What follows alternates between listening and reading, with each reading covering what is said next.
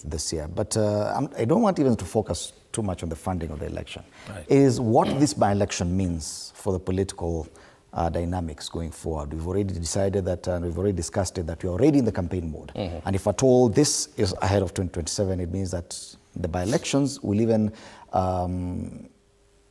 ensure that this boils over, probably. And do you think that the national level politics will affect these by-elections? And if at all, how? What does this mean for these parties, even the new ones, in some of the duels like what you see in Mbeere North, in Malava, and elsewhere? Thank you, Fred. And just to land on the education matter, if the CSAs are very autonomous, to whom much is given, much is expected, can we also see them take responsibility where funds have been lost? CS health, CS education. Because we have not seen much of institutional responsibility. We don't see people resigning or stepping away. I wait to see how that unfolds. Now, on to the matter of the by-election and what that means, and whether the national politics are going to have a hand in all these by-elections. I think, actually, the by-election will not be more about the local areas. It's going to be a tussle of dominance by the political parties and all the players. You've already seen like the coalition of the deputies, which for me, I don't believe it's an option of leadership for this country. They're starting to struggle on how to front their candidates in various areas. Mbeere North is one of the areas where you've seen the DCP, the DP, the CCK, and also the UD, all those parties trying to see who is going to front a better, stronger candidate and hopefully win. But it is the onset. These are litmus test number one for the IEBC. You know, let's first agree, because we need to see how functional IEBC is going to be. And I really hope they're going to deliver justice to all Kenyans, because once this is, issues of funding are non-issue because they have been there all the time. You're going to hear about 40 billion come 2027. No problem, everything comes at a cost. But you need to see it functionality. So I want to see the systematic streamlining of IEBC operation through all these by-election. But on to the party politics. Remember, we are in a situation whereby we may be led by coalitions for the next maybe 10, 15, 20 years or more, until we are able to have formidable political parties that are value-based, that are policy-based, that are ideologically driven for people to identify with. So 2027 is going to be one of those election cycles where I see we may have another set of coalition coming together. That is one. Two, we have a huge fallout. What I call it was a marital issue. We don't need to get involved in it, between the president and the impeached deputy president. And everybody is trying to see and chest thump and say, I still have it. No, I'm the one who has it, in terms of mobilizing the people. And that's why you see these by-elections mean a lot to these political parties. Like the DCP party is a new party. They would want to put their stamp in parliament, perhaps, and also in the county assemblies in other areas. We see Kalonzo Musyoka saying, I don't want to dissolve my party. I'm still, in the game. So it's not about even the local people per se, much as they deserve representation. It's a tussle between the political parties and the journey towards 2027. And just an additional question there. Right. Observing DCP pulling out of the Mbeere North race, then a week later, the party leader comes and declares he's running for president. Is he trying to balance a power shift within that united opposition? I think it's an antagonistic move. Doomed if you do, doomed if you don't. Because play it this way. If, for example, DP does not win Mbeere North, the DCP party leader will say, I told you so. You should have let me front a candidate and manage that whole process. And then if he wins, he will say, if I had not stepped away, you would have lost. So it's a very antagonistic move, according to me. And then him coming out to pronounce himself as a presidential candidate. Ahead of the by-election. And you see you have these other premiers or principals whom he's been working with. So you wonder, at what point did they decide he is the one? Is either they have all fallen out, that's why he's stepping out by himself. One who has to wait and see. Number two, remember we are led by the Constitution. This is one thing we must remember. My leader in this country is the Constitution. Everybody else, from the president, those are my employees. I pay them by the taxes that we pay as Kenyans. So the impeached deputy president cannot run for office And even if he did, there will be constitutional grounds to have him not sworn in.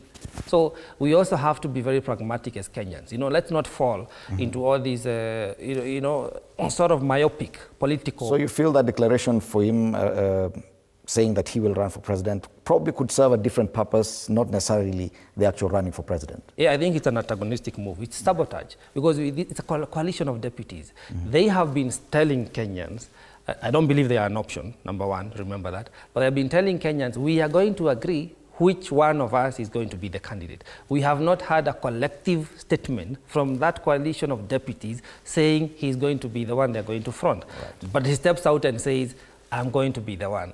Kenyans have told me, well, I respect his desire to be a president, but I do not subscribe to his kind of politics. Yes. We've just been talking, Bwana Sosion, about how we started the campaigns early, but probably it's been triggered by this by-election. It is one of the biggest by-elections we've ever seen in Kenya's history. 23 by-elections on one day. That's definitely huge. There's no escaping the politics this time round. There's no escaping in politics in Kenya daily. It does happen. And there is no law that limits citizens from thinking politics and talking politics. Nothing at all. There are only regulations that guide the timelines on when to do what through the IEBC. So the coming elections, to me, it's more of a test to the IEBC itself than even the political parties. And also, I wish to state here, for avoidance of doubt, the broad-based arrangement was not created so that it becomes a window dressing outfit and an outsider in consequential activities like by-elections. These by-elections, the broad-based arrangement of government is taking it seriously and take it to the bank. Very North parliamentary seat, which was held by Honorable Ruku, the Minister for Public Service. UDA is not going to leave it to chance. We will have to take it. And indicators are clear that the UDA candidate is extremely popular for that matter. The Malava, which was held by Malulu Njendi of UDA, UDA is going to take it.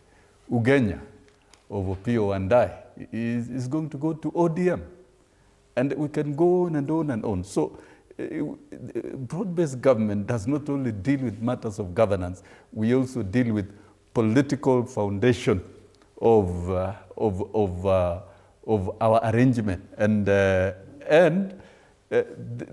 political success is domiciled in the people, the voters. And that's why you must communicate to the voters.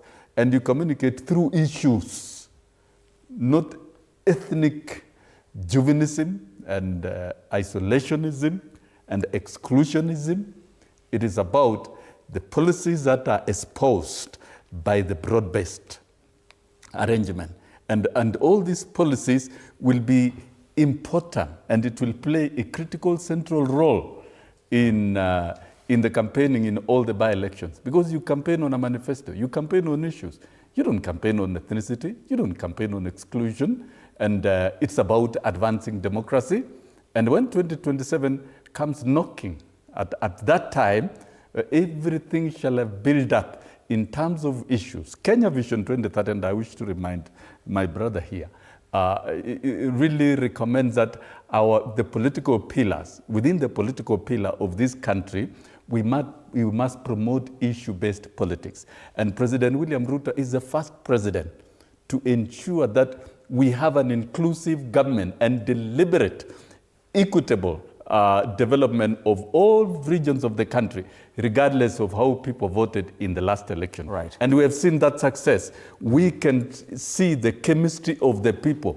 It is extremely palpable. People are feeling that we can have a country where all people can be part of government and can enjoy equitable development without exclusion of others. The previous administration, the previous 4 administrations, perfected the art of exclusion. Where you are not supported, it was blacklisted from development, and that is inhuman. It's a wrong thing, and it is what President Ruto is setting the difference. So the by-elections will be critical.